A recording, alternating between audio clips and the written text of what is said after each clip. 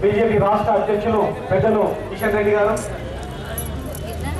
కేంద్ర మాజీ మంత్రివర్యులు బండారు దత్తాత్రేయ గారు, బీజేపీ ఫ్లోర్ లీడర్ ఎండ్ల లక్ష్మణ్ గారు, బద్దం బాలరెడ్డి గారు, సాంబమూర్తి గారు, అశోక్ కుమార్ యాదవ్ గారు, వెంకటరెడ్డి గారు, అంజన్ కుమార్ గౌడ్ గారు, వేదిక మీద ఇంకా చాలా మంది పెద్దలకు, జేఏసీ నాయకులకు, ఇక్కడ ఉన్నటువంటి తెలంగాణ బిడ్డలందరూ కూడా పేరు పేరున ఉద్యమాలు తెలియజేస్తూ ఒక్కసారి జై తెలంగాణ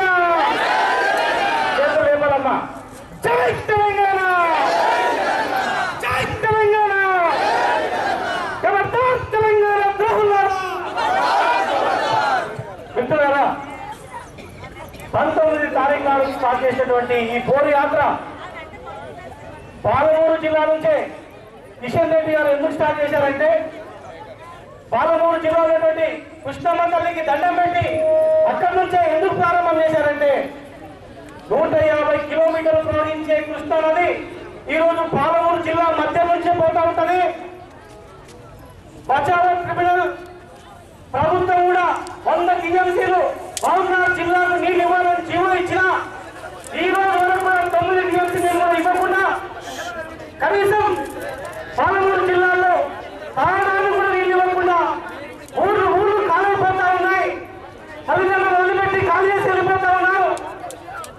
అత్యధికంగా ఉన్నటువంటి లంబడి తాండాలు కూడా ఖాళీపై దేశాలు పట్టుకొని పోతా ఉన్నారు. ఇదేమి మా తెలంగాణ దుస్థితి, ఇదేమి పాలమూరు జిల్లా దుస్థితి అని చెప్పి కిషన్ రెడ్డి గారు అక్కడ కృష్ణమ్మ తల్లికి దండం పెట్టి అక్కడి నుంచి పోరుయాత్ర స్టార్ట్ అవుతా ఉంది.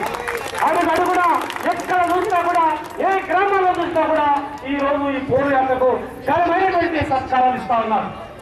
రంగారెడ్డి జిల్లా అడుగు పెట్టిన తర్వాత చాలా మంది ఇంతకుముందు పెద్దలు మాట్లాడుతూ రంగారెడ్డి జిల్లాలో తెలంగాణ స్పందన తప్పుకుంటున్న అనుకున్నాం కానీ ఎక్కుంటలేదని చెప్పి మాట్లాడుతూ ఉన్నారు. ఈ రోజు తెలంగాణ స్పందన ఈ గడ్డ మీద పుట్టిన ప్రతి బిడ్డ కూడా ఈ రోజు తెలంగాణ కావాలని కోరుకుంటా ఉన్నారు.